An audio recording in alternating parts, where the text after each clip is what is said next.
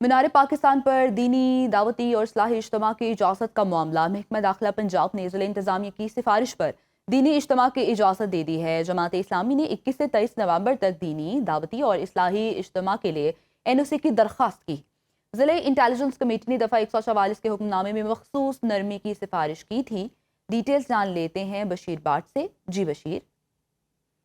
जी, जमात इस्लामी की तरफ से मीनार पाकिस्तान पर 21 से 23 नवंबर तक जो है वो 3 रोज़ा जो है वो एक दावती इस्लाही प्रोग्राम का जो है वो इनकाद किया जा रहा है। इस सिलसिले में जमात इस्लामी ने NOC के लिए ज़िली इंतज़ामिया को दरख्वास्त दी थी। ज़िली इंतज़ामिया और इंटेलिजेंस कमेटी की जो रिपोर्ट्स है उसके ऊपर महकमा दाखिला पंजाब ने दफ़ा 144 में नरमी करते हुए जो है वो जमात इस्लामी को वहाँ पे जो है दावत इस्लाही जो प्रोग्राम है उसकी इजाज़त दे दी है। और इसके लिए वहाँ पे साथ ये तनबीह भी की गई है कि किसी भी किस्म की कोई इंतशार अंगेज़ी जो है वो वहाँ पे नहीं की जाएगी। इस यकीन दहानी के बाद महकमा दाखिला पंजाब ने दफ़ा 144 में नरमी करते हुए जमात इस्लामी पंजाब को वहाँ पे 3 रोज़ा जो है वो दावती इस्लाही प्रोग्राम उसकी इजाज़त दे दी है। जी ठीक है, 3 रोज़ के लिए इजाज़त दी गई है। बशीर, तफसीलात के लिए आपका शुक्रिया।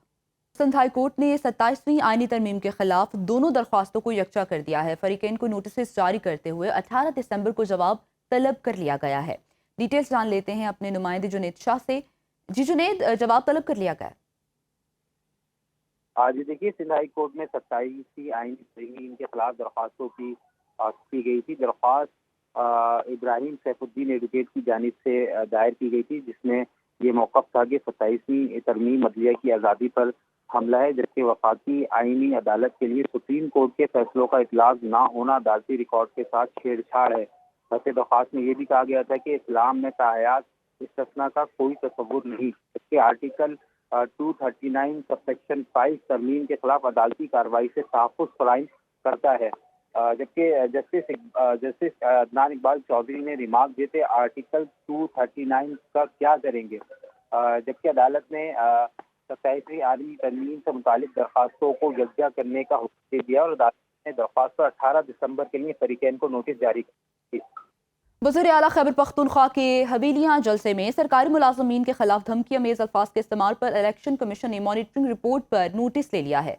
Chief election commissioner Sikandar Sultan Raja की सरबराही में इजलास कुछ देर बाद होगा, जबकि लॉ विंग सुहेल अफरीदी के बयान पर ब्रीफिंग भी देंगे। आपको अहम खबर के मुतालिक अपडेट कर रहे हैं। वज़ीर आला खैबर पख्तूनख्वा के हवेलियाँ जलसे में सरकारी मुलाज़मीन के खिलाफ धमकी आमेज़ अल्फाज के इस्तेमाल पर इलेक्शन कमीशन ने मॉनिटरिंग रिपोर्ट पर नोटिस ले लिया है। Chief election commissioner Sikandar Sultan Raja की सरबराही में इजलास कुछ देर बाद होगा। लॉबिंग सुहेल अफरीदी के बयान पर ब्रीफिंग देंगे। डिटेल्स जान लेते हैं उस्मान जब्बार से। जी उस्मान।